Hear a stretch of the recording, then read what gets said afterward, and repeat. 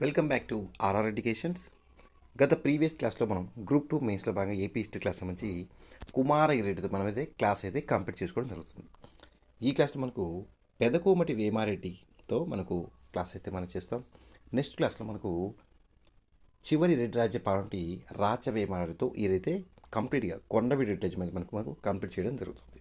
Okay, Pedakomati Vemareddy ఈయన యొక్క పరిపాలన కాలం ఇప్పుడు క్రీస్తు శకం 1402 నుండి క్రీస్తు శకం 1420 వరకు.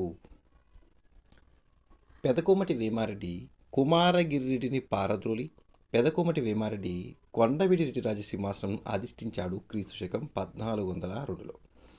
ఇలా పెదకోమటి వేమారెడ్డి కొండవీడును ఆక్రమించడంను ప్రతిఘటించిన వారు కాటయ్య వేముడు. ఎవరు? కాటయ్య వేముడు. పెదకోమటి వేమారెడ్డికి పెదకోమటి అనవేమారెడ్డి అనే మరో పేరు కలదు. ఈ పెదకోమటి వేమారెడ్డికి మరొక పేరు ఏంటంటే పెదకోమటి అనవేమారెడ్డి మనం గుర్తుపెట్టుకోవాలి. పెదకోమటి వేమారెడ్డి యొక్క భార్య సూరాంబిక. ఈమెని సూర్యాంబిక అని కూడా పేరు, సూరాంబిక. మరి పెదకోమటి వేమారెడ్డి యొక్క కుమారుడు ఎవరు? రాచ వేమారెడ్డి. ఈయనే రెడ్డి రాజ్యం యొక్క చివరి పాలకుడు. ఈయన పురిటి సుంకమును విధించబడ్డాడు. పురుషుంకాన్ని విధించి ప్రజల చేత హత్య గావించబడ్డాడు. ఈయన గురించి నెక్స్ట్ మనకు క్లాస్లో చూద్దాం. అయితే పూర్వపు జంటి ఒప్పందం ప్రకారం కుమారగిరి రెడ్డి అనంతరం పెదకోమటి వేమారెడ్డి కొండవీడి సింహాసనానికి వారసుడవుతాడు. కానీ రాజ్య విభజన వల్ల, అనగా ఏంటి, ఈ కుమారగిరి రెడ్డి కాలంలో కొండవీడి రెడ్డి రాజ్యం మరియు రాజమహేంద్రవర రాజ్యం అని మనకు విచ్ఛిన్న గురైంది. రెడ్డి రాజ్యం కుమారగిరి కాలంలో కొండవీడి రెడ్డి రాజ్యం అని మరియు రాజమహేంద్రవర రాజ్యం అని విడిపోయింది. ఈ రాజ్య విభజన వల్ల పెదకోమటి వేమారెడ్డి తిరుగుబాటు చేయవలసి వచ్చింది. ఈ తిరుగుబాటులో కాటయ్య వేముడే కాక కొండవీడిలో ఉన్నటువంటి కుమారగిరి అభిమానులు సైతం పెదకోమటి వేమారెడ్డిని ధిక్కరించడం జరిగింది.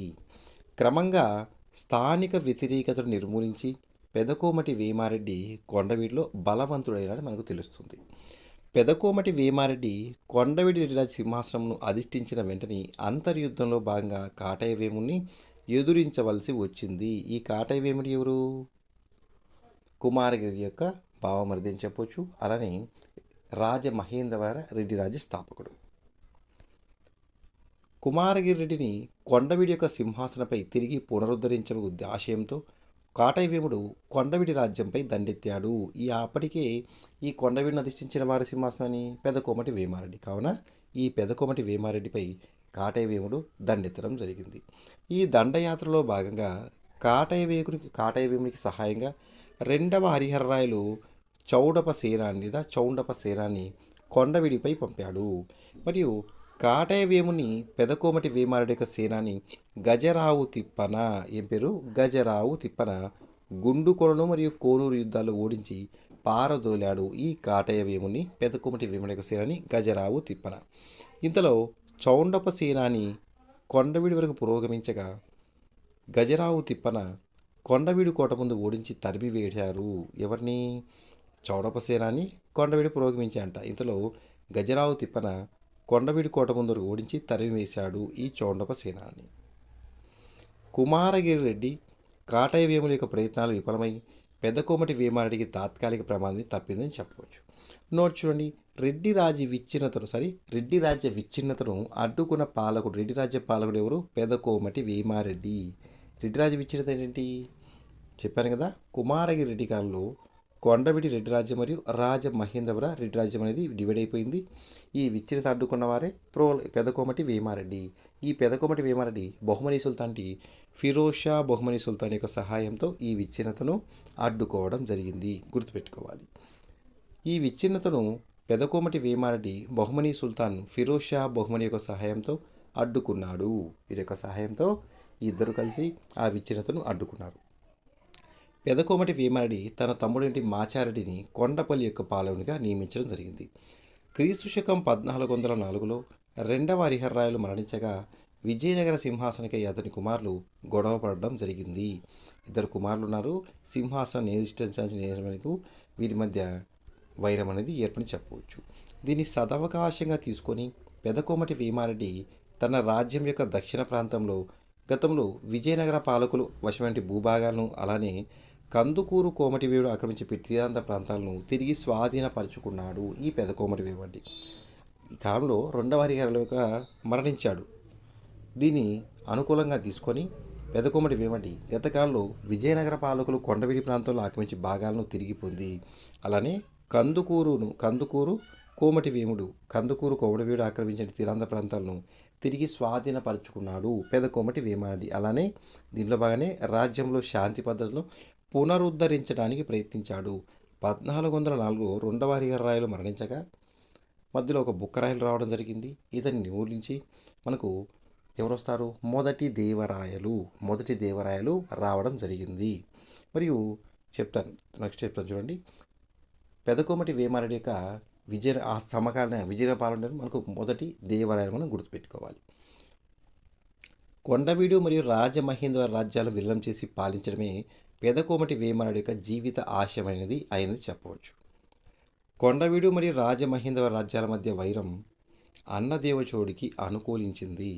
ఈ అన్నదేవచోడు దేవరకొండ పద్మనాయకుడు వంటి పెదవేదగిరి సహాయంతో వేంగిలో తాను కోల్పోయిన రాజ్యాన్ని తిరిగి సంపాదించారు ఈ అన్నదేవచోడుని క్రీస్తుశకం 1404 నాటి ద్రాక్షారామ శాసనం రాజాదిరాజ పరమేశ్వర పూర్వ సింహాసనాధ్యక్ష అని వర్ణిస్తున్నది. ఈ అన్నదేవచోడుని వేంగిలో ఆక్రమించాడు కదా అబ్బుభాగాల ప్రాంతాలు. అందుకుగాను ఈ బిరుదులు ఉన్నాయని చెప్పవచ్చు. ఏ శాసనం ప్రకారం? ద్రాక్షారామ శాసనం ప్రకారం. కాటయ్య వేముడు పద్మనాయకులను కానీ అన్నదేవచోడును కానీ ప్రతిఘటించిన ప్రయత్నాల గురించి మనకు తెలియదు లేదా సమాచారం లేదని చెప్పవచ్చు. శత్రు పరివేషితుడి కాటయ్య వేముడు వీరి నుండి అంటే వీరిని పద్మనాయకుల నుండి అన్నదేవచోడు నుండి ప్రమాదం తప్పించుకుంటూ విజయనగర పాలకుల సహాయాన్ని అర్థించాడు ఈ కాటయ్య వేముడు. విజయనగర పాలకుడు మొదటి దేవరాయలు కాటయ్య వేముడికి సైనిక సహాయం చేయడానికి అంగీకరించాడంట. ఇందులో భాగంగా కాటయ్య వేముడు స్వయంగా విజయనగరం దర్శించి ఉండవచ్చు అని కాటయ్య వేముడు వేయించి అహోబిల శాసనం క్రీస్తుశకం 1414 అహోబిల శాసనం మనకు తెలుపుతుంది లేదా సమాచారం ఇస్తుంది. నోట్ చూడండి ఇక్కడ. పెదకోమటి వేమారెడ్డికి సమకాలీన విజయనగర పాలకుడు ఎవరు? మొదటి దేవరాయలు. గుర్తుపెట్టుకోవాలి మనం. పెదకోమటి వేమారెడ్డి కాటయ్య వేముని జయించడానికి అన్నదేవచోడు పక్షం వహించడం జరిగింది. పెదకోమటి వేమారెడ్డి అన్నదేవచోడు వీరువురు కలిసి క్రీస్తుశకం 1412లో రాజమహేంద్రవర రాజ్యంపై దండెత్తారు. మరియు పశ్చిమ గోదావరి జిల్లా తణుకు తాలూకులోని అత్తిలి మరియు కాకరపరుల వద్ద కాటయ్య వేముడు ఒక సైడు, అలానే ఈ పెదకోమటి వేమారెడ్డి అన్నదేవచోళ్ళ కూటమి ఒక సైడు. వీరిరువురి మధ్య కొన్ని యుద్ధాలు జరిగాయి. ఘోరంగా ప్రతిమంది యుద్ధాలు జరిగాయి. భీషణ యుద్ధాలు జరిగాయి. చివరికి పెదకోమటి వేమారెడ్డి అన్నదేవచోళ కూటమితో కాకపర్తి అనే యుద్ధంలో క్రీస్తుశకం 1414లో గజరావు తిప్పన చేతులు కాటయ్య వేముడు మరణించడం జరిగింది. ఏ యుద్ధంలో? కాకపర్తి అనే యుద్ధంలో. ఎవరు మరణించారు? కాటయ్య వేముడు. ఎవరి చేతిలో? గజరావు తిప్పన. ఎప్పుడు? క్రీస్తుశకం 1414. గుర్తుపెట్టుకోవాలి మనం. నోట్ చూడండి. కాటయ్య వేముని సంహరించడంతో ఈ గజరావు తిప్పనకు కాటయ్య వేముని తలగొండు గండ అనే బిరుదు లభించడం జరిగింది. ఓకే, కాటయ్య వేముని సంహరించాడు గజరావు తిప్పన, అందుగాను గజరావు తిప్పనకు కాటయ్య వేముని తలగొండు గండ అనే బిరుదు రావడం జరిగింది చెప్పవచ్చు. తన మిత్రుడంటి పెదకోమటి వేమారెడ్డిని రక్షించడానికి గోదావరి తీరంలోని కాకరపర్రు వద్ద అంటే ఇది యజ్ఞభూమిగా ఏర్పాటు చేసుకొని పినవుండి రాజు అనే పురోహితుడిగా అధవారుడిగా కన్నడాది సైన్యాలను యజ్ఞ పశువులుగా చేసి అన్నదేవచోడు వీర మహాయజ్ఞం చేసిన మనకు రాజమహేంద్రవర శాసనం వర్ణిస్తుంది. ఈ రాజమహేంద్రవర శాసనం వేయించిన వారు అన్నదేవచోడుడు. గుర్తుపెట్టుకోవాలి. కాటయ్య వేముడు మరణించినప్పటికీ రాజమహేంద్రవరం అనేది పెదకోమటి వేమారెడ్డికి స్వాధీనం కాలేదు. కాటయ్య వేముని యొక్క మరణాంతరం అతని కుమారుడు బాలుడైనందున రెండవ కుమారగిరెడ్డిని అల్లారెడ్డి సింహాసనం ఎక్కించడం జరిగింది.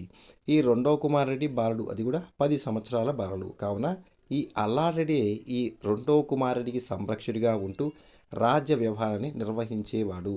అల్లారెడ్డి పెదకోమటి వేమారెడ్డి ప్రతిఘటించి అతని ప్రయత్నాలను విఫలం చేయడం జరిగింది. అయితే క్రీస్తు శకం 1415లో ఇప్పుడు 1415లో అల్లాడరెడ్డి మరియు అతని సేనాని నరహరనీయుడు. ఎవరు? నరహరనీయుడు. క్రీస్తు శకం 1415 సంవత్సరంలో అల్లాడరెడ్డి ఇతని యొక్క సేనాని ఎవరు? నరహరనీయుడు. వీరిద్దరితోటి యుద్ధంలో అన్నదేవుడు మరణించడం జరిగింది. అన్నదేవుడి యొక్క మరణంతో పెదకోమటి వేమారెడ్డి ఒంటరివాడి అయ్యాడు. తన సహాయం ఎవరికి లేదు, నిస్సహాయుడు అయినాడు. దీంతో గత్యంతరం లేక చూద్దాం చూడండి. అల్లారెడ్డి తనకు ఉన్న విజయనగర పాలకుల సహాయం వలన పెదకోమటి వేమారెడ్డిని ధిక్కరించడం జరిగింది. దీంతో గత్యంతరం లేక పెదకోమటి వేమారెడ్డి బహుమనీ సుల్తాన్ను ఆశ్రయించడం జరిగింది. ఆనాటి బహుమతి సుల్తాన్ ఫిరోజ్ షా బహుమనితో పెదకోమటి వేమారెడ్డి మైత్రి స్నేహం అనేది కుదుర్చుకున్నాడు. కొండవీడు మరియు గుల్బర్గాల మధ్య మైత్రి కుదర్చడంలో పెదకోమటి వేమారెడ్డి యొక్క మంత్రి మామిడి సింగన ఎవరు? మామిడి సింగన ప్రముఖ పాత్ర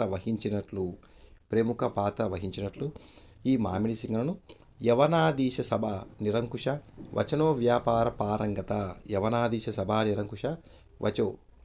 వచో వ్యాపార పారంగత అనే వర్ణన సూచిస్తుంది. గుర్తుపెట్టుకోవాలి. పెదకోమటి వేమారెడ్డికి సమకాలీన బహుమని సుల్తాన్ ఎవరు అంటే మనకు ఫిరోజ్ షా బహుమని. మరియు రెడ్డి రాజులు మరియు బహుమని సైన్యాలు అల్లారెడ్డిపై దాడి చేసి రాజమహేంద్రవరాన్ని క్రీస్తు శకం 1417లో ఆక్రమించడం జరిగాయి. దీనికి కొండవీడుకు సహాయంగా ఫిరోజ్ షా బహుమని తెలంగాణ మీదుగా ఒక పెద్ద సైన్యాన్ని పంపించడం జరిగింది.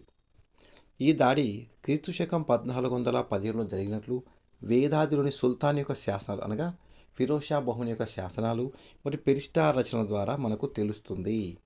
అల్లాడరెడ్డి రాజమహేంద్రం వద్ద యుద్ధంలో ఫిరోజ్ షా బహుమని మరియు పెదకోమటి వేమారెడ్డిలు ఇద్దరిని ఓడించి తరిమివేశాడు. ఈ దాడిలో ఫిరోజ్ షా బహుమనికి సహాయంగా వెళ్ళినటువంటి దారానగర పాలకుడు అయినటువంటి అలప్పు ఖాన్ను ఓడించి అతని గుర్రాలను సంగ్రహించినట్లు శ్రీనాథుని యొక్క కాశీఖండం, శివలింగం కొమ్మన ఒకటి, శివలీల కొమ్మన యొక్క శివలీలా విలాసం, అలానే వేమవరం అనే శాసనాలు వర్ణిస్తున్నాయి. ఇవన్నీ కూడా మనం గుర్తుపెట్టుకోవాలి. ఈ దాడిలో భాగంగా అల్లాడరెడ్డి పెదకోమటి వేమారెడ్డిని వెన్నంటే తరుముతూ రామేశ్వర యుద్ధంలో నేటి ఈ రామేశ్వరం తూర్పు గోదావరి రాజోలు తాలూకాలో ఉంది. తూర్పు గోదావరి జిల్లా రాజోలు తాలూకా వద్ద ఈ రామేశ్వర యుద్ధంలో ఓడించి అతని సైనిక సంపత్తిని నిర్మూలించినట్లు శివలింక కొమ్మన యొక్క శివలీలా విలాసం అనే గ్రంథం ద్వారా తెలుస్తుంది, లేదా ఈ గ్రంథం వర్ణించింది. ఈ పరాజయాలతో కొండవీడు క్షీణించిపోయింది. అల్లారెడ్డితో పోరాడుతున్నటువంటి ఫిరోజ్ షా బహుమని పెదకోమటి వేమారెడ్డి దృష్టి మరలించే ఉద్దేశంతో విజయనగర పాలకుడు మొదటి దేవరాయలు కొండవీడుపై దాడులు చేశాడు. ఓకే, ఈ కొండవీడుపై నడిచిన విజయనగర సైన్యాలు రాజమహేంద్రవరం రాజులతో కలిసి మోటుపల్లితో సహా రెడ్డి రాజ్యం యొక్క దక్షిణ ప్రాంతాలను ఆక్రమించాయి. ఈ విజయనగర సైన్యాలు క్రీస్తు శకం 1416లో మొదటి దేవరాయలు మోటుపల్లిలో అభయ శాసనాన్ని వేయించడం జరిగింది. ఈ మోటుపల్లి అభయ శాసనం వేయించిన వారు మొదట ఎవరు? గణపతి దేవుడు. మనం గుర్తుపెట్టుకోవాలి. అల్లాడరెడ్డి విజయానికి విజయనగర సహాయం కారణమని, విజయనగర సహాయం రాజమహేంద్రవరానికి పానగల్లు ద్వారా లభిస్తుందని ఫిరోజ్ షా బహుమని గ్రహించడం జరిగింది. ఈ రాజమహేంద్రవరం నుండి తిరోగమిస్తున్న ఫిరోజ్ షా బహుమని సైన్యాలు క్రీస్తు శకం 1417లో పానగల్లును ఆక్రమించాయి. ఆక్రమించిన వారు ఎవరు? ఫిరోజ్ షా బహుమని యొక్క సైన్యాలు. ఏ ప్రాంతాన్ని? పానగల్ను. ఈ సందర్భంలో విజయనగర మరియు రాచకొండ రాజ్యాల మధ్య మైత్రి కుదిరింది. ఈ ఉభయులు కలిసి అనగా ఈ విజయనగర పాలకులు, రాచకొండ పాలకులు కలిసి ఫిరోజ్ షా బహుమని ఓడించి తరిమి వేశారు. మరియు ఈ పానగల్లు యుద్ధంలో రెడ్డి రాజులు మరియు పద్మనాయక రాజ్యాల మధ్య స్పర్ధ తీవ్ర రూపం ధరించని చెప్పవచ్చు. ఫిరోజ్ షా బహుమని ఈ పానగల్లు ముట్టడి కొనసాగిస్తుండగా దేవరకొండ వెళ్తుంటే కుమారవేదగిరి పినవేదగిరి దండెత్తి ధరణికోటపై దండెత్తి పెదకోమటి వేమారెడ్డి తమ్ముడు మాచారెడ్డిని వధించాడు. ఎవరు వధించారు? పినవేదగిరి కుమారవేదగిరి. ఈయన దేవరకొండ పాలకుడు. ఇందుకు ప్రతీకారంగా పెదకోమటి వేమారెడ్డి దేవరకొండపై దండెత్తి కుమారవేదగిరిని చంపివేశాడు. మరియు పానగల్లు యుద్ధం ముగిసిన తదనంతరం క్రీస్తు శకం 1420లో అనపోతానీయుడు ఎవరు? అనపోతానీయుడు మరియు వేదగిరి. అనపోతానీయుడు మరియు పినవేదగిరి సోడు లింగమనీయుడు కొండవిడి రాజ్యంపై దండెత్తి పెదకోమటి వేమారెడ్డిని ఓడించి చంపివేశాడు. అనగా ఈ పెదకోమటి వేమారెడ్డి లింగమడి యొక్క చేతిలో హతమార్చబడని చెప్పవచ్చు. ఎప్పుడు? క్రీస్తు శకం 1420లో. లింగమణిడు పెదకోమటి వేమారెడ్డి బందీగా విడిచిపెట్టినట్లు మనకు వెలుగోటి వారి వంశావళి అనే గ్రంథం ద్వారా తెలుస్తుంది. ఓకే, మొత్తం మీద ఇతని చేతిలో సంహరించబడ్డాడు. మనకు ఈ గ్రంథం ఏం ప్రస్తావించింది? ఆయన బందీగా విడిచిపెట్టినట్లు మనకు తెలుస్తుంది. దేని ద్వారా? వెలుగోటి వారి వంశావళి ద్వారా. లింగమణి చేతిలో పెదకోమటి వేమారెడ్డి.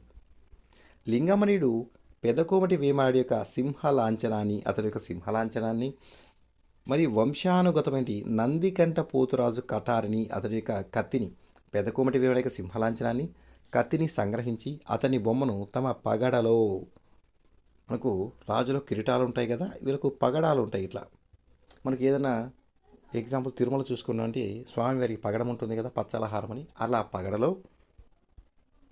పగడలో పెట్టుకున్నాడంట. ఎవరు? ఈ లింగమణిడు పెదకోమటి వేమారెడ్డి యొక్క సింహలాంఛనాన్ని, కత్తిని సంగ్రహించి దాంతోపాటు బొమ్మను కూడా తన పగడలో నిక్షిప్తం చేసుకున్నాడు. గుర్తుపెట్టుకోవాలి. పెదకోమటి వేమారెడ్డి మహావీరుడే కానీ మరియు అలానే రాజనీతిపరుడు కూడా. మహావీరుడు మరియు రాజనీతిపరుడు. కానీ నాటి ఆంధ్రదేశ రాజకీయ పరిస్థితుల వల్ల రెడ్డి రాజ్య సమైక్యానికి చేసిన కృషి ఫలించలేదు. ఎవరు చేశారు కృషి? పెదకోమటి వేమారెడ్డి. మరియు అతని యుద్ధాల వల్ల రాజ్యం అనేది విచ్ఛిన్నం అనేది కొనసాగింది చెప్పవచ్చు. పెదకోమటి వేమారెడ్డి సంగీత సాహిత్యాల్లో మహాపండితుడు, గొప్ప కవి మరియు విద్యాపోషకుడు. అలానే పెదకోమటి వేమారెడ్డి స్వయంగా దృశ్య శ్రవ్య ప్రబంధ నిర్మాణాధ్యక్షుడు. గుర్తుపెట్టుకోవాలి. పెదకోమటి వేమారెడ్డి యొక్క రచనలు సాహిత్య చింతామణి, సంగీత చింతామణి, సప్తశతీ సారటిక, శృంగార దీపిక అనే కావ్యాలను రచించాడు సంస్కృత భాషలో. వీరి యొక్క అధికార భాష కూడా సంస్కృతమే కాబట్టి సంస్కృత భాష గుర్తుపెట్టుకోవాలి. ఈ గ్రంథాలు చూడండి: సాహిత్య చింతామణి, సంగీత చింతామణి, సప్తశతీ సారటిక, శృంగార దీపిక. ఇక్కడ నోట్ చూడండి. శృంగార దీపిక అనే కావ్యంను అమరుక అనే కావ్యంపై వ్యాఖ్యానం రచించాడు. ఈ అమరుక అనే కావ్యంపై వ్యాఖ్యానంపై వచ్చింది శృంగార దీపిక. పెదకోమటి వేమారెడ్డి బిరుదు సర్వజ్ఞ చక్రవర్తి. క్రింది వారిలో సర్వజ్ఞ చక్రవర్తిగా పేరున్న రెడ్డి రాజ్య పాలకుడు ఎవరు? సర్వజ్ఞ చక్రవర్తి. గత ఎగ్జామ్లో అడగడం జరిగింది. పెదకోమటి వేమారెడ్డి యొక్క ఆస్థాన కవులు ఎవరు అంటాడు. ఎవరు? వామన భట్టుబాణుడు మరియు శ్రీనాథుడు. పెదకోమటి వేమారెడ్డి యొక్క విద్యాధికారి శ్రీనాథుడు. పెదకోమటి వేమారెడ్డి యొక్క ఆస్థాన కవి పనిచేశాడు, మరి విద్యాధికారి పనిచేసిన వారు ఎవరంటే మనకు శ్రీనాథుడు. గుర్తుపెట్టుకోవాలి. నెక్స్ట్ ఫస్ట్ వామన భట్టుబాణుడు. పెదకోమటి వేమారెడ్డి యొక్క ఆస్థాన కవి ఈ వామన భట్టుబాణుడు. ఈ వామన భట్టుబాణుడికి సాహిత్య చూడామణి, సాహిత్య సామ్రాజ్య దురంధర, సాహిత్య చూడామణి, సాహిత్య సామ్రాజ్య దురంధర అనే బిరుదులు ఎవరివి? వామన భట్టుబాణుడు. వామన భట్టుబాణుడు పద్య, గద్య, నాటక రచనలో కూడా ప్రవీణ్యుడు. పద్య, గద్య మరియు నాటక రచనలో ప్రవీణుడు ఎవరు? వామన భట్టుడు. వామన భట్టుబాణుడు నుంచి రచనలు, ముందుగా నాటకాలు: కనకలేఖ కళ్యాణం, ఉషా పరిణయం, పార్వతీ పరిణయం. ఈ నాటకాలు మొత్తం రచించిన వారు వామన భట్టుబాణుడు. కనకలేఖ ఆర్ కాదండి, దీన్ని మొత్తం కలిపి చదవాలి. కనకలేఖ కళ్యాణం అని. కనక లేఖ కళ్యాణం కాదు, కనకలేఖ కళ్యాణం, ఉషా పరిణయం, పార్వతీ పరిణయం నాటకాలను, అలానే నలాభ్యుదయము, రఘునాథాభ్యుదయము, హంస సందేశం. నలాభ్యుదయము, రఘునాథాభ్యుదయం, హంస సందేశం అనే పద్య కావ్యాలు ఎవరు రచించినవి? వామన భట్టుబాణుడు. అలానే కొన్ని నిఘంటువులు, శబ్దచంద్రిక, శబ్దరత్నాకర నిఘంటువులు వామన భట్టువారు రచించారు.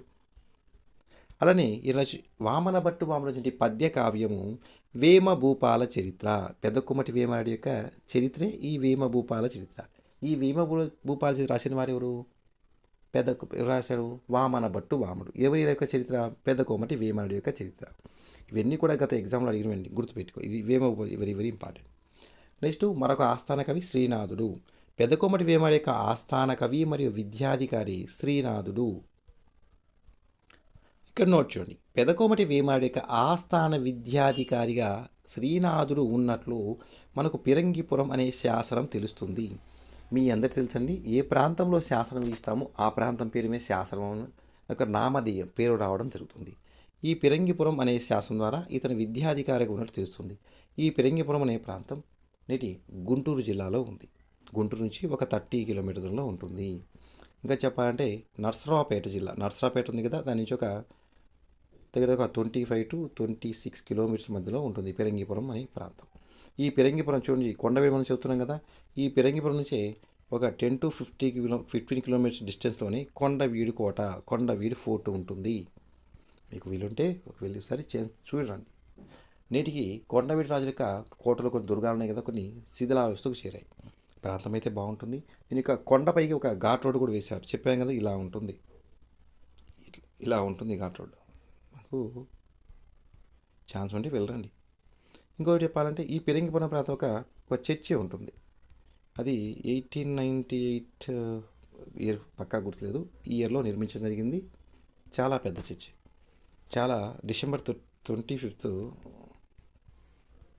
చాలా బాగా నిర్వహిస్తారు. క్రిస్మస్ అంటాం కదా, చాలా పెద్ద చర్చి అండి, చాలా పెద్ద చర్చి, చాలా పాతకాలం నాటిది. ఇక్కడ నుండి చాలా కులస్తులు, ప్రతి క్యాస్ట్ పేరు అవసరం లేదని ప్రతి కులస్తులు, బీసీ కానీ, ఎస్టీ కానీ, ఓసీ కానీ, అన్ని కులాలు ఈ చర్చికి వెళ్తారు. ఆ కాలం నాట్లో ఈ ప్రాంతం కొంచెం ఇబ్బంది గురయ్యింది. అందుకే చెప్పాం కదా, 18th కాలంలో డొక్కల కరువు వచ్చిందని చెప్పేసి. ఆ కాలంలో అనుకుంటాను, ఆ కాలంలో ఈ డొక్కల కరువు గుంటూరు ప్రాంతంలో వచ్చింది. ఆ కానీ ఎర్రటి మట్టి ఉంటుంది, చెట్లకు ఎర్ర మట్టి వేస్తాం కదా, ఆ మట్టిలో పెరుగు వేసుకొని ఆహారం లేక అలానే తినేశారు.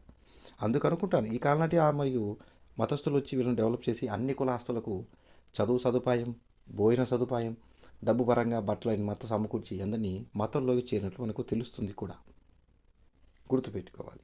చాలా పెద్ద చర్చి కూడా బాగా నిర్వహిస్తారు. ఎగ్జాంపుల్ తెలంగాణ మెదక్ చర్చి ఉంది కదా, గుణదల చర్చి ఉంది. గుణదల చర్చిలో సెకండ్ మనకు రెండో పెద్దదిగా ఈ పెరంగిపురం చర్చి చెప్పచ్చు. ఓకే,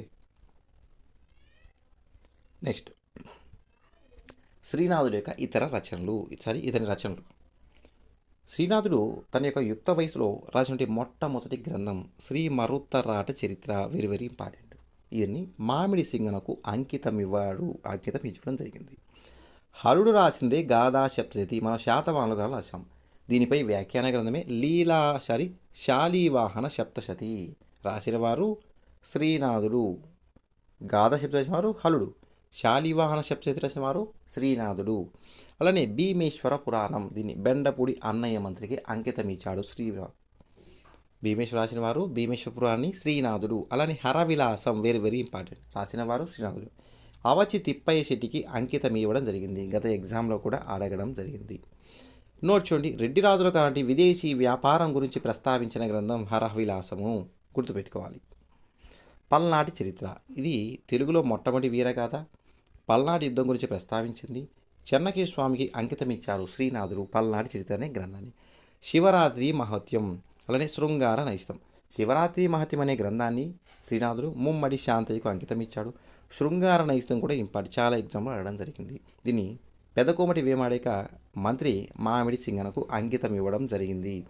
ఇతర రచనలు చిల్లరరాళ్ళు, చిల్లర దేవులు, ఈ రెండు కూడా కలిపి ఒకే గ్రంథం అండి. చిల్లరరాళ్ళు, చిల్లర దేవుళ్ళు, భీమఖండం మరియు కాశీఖండం, ధనుంజయ విజయం. ఇతని చాలా గ్రంథాలు కూడా ఉన్నాయి.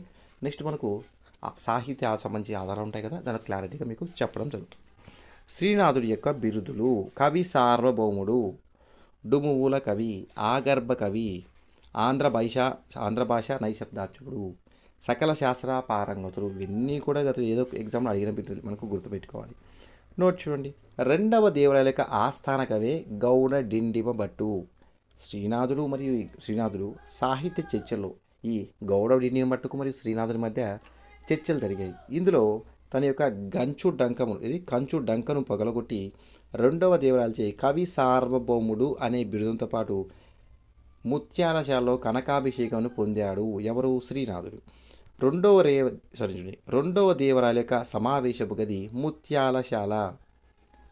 విజయనగర సామ్రాజ్యం అప్పుడు ఒక 5-6 ఈ సమావేశ గదులు ఉంటే చెప్తాం. ఎగ్జామ్కి విజయనగర రాజుది భువన విజయం అని ఇట్లానే ఉంటాయి, క్లారిటీ చెప్తాను. ఓకే, రెండవ దేవరాయల యొక్క సమావేశ గది ముత్యాలశాల.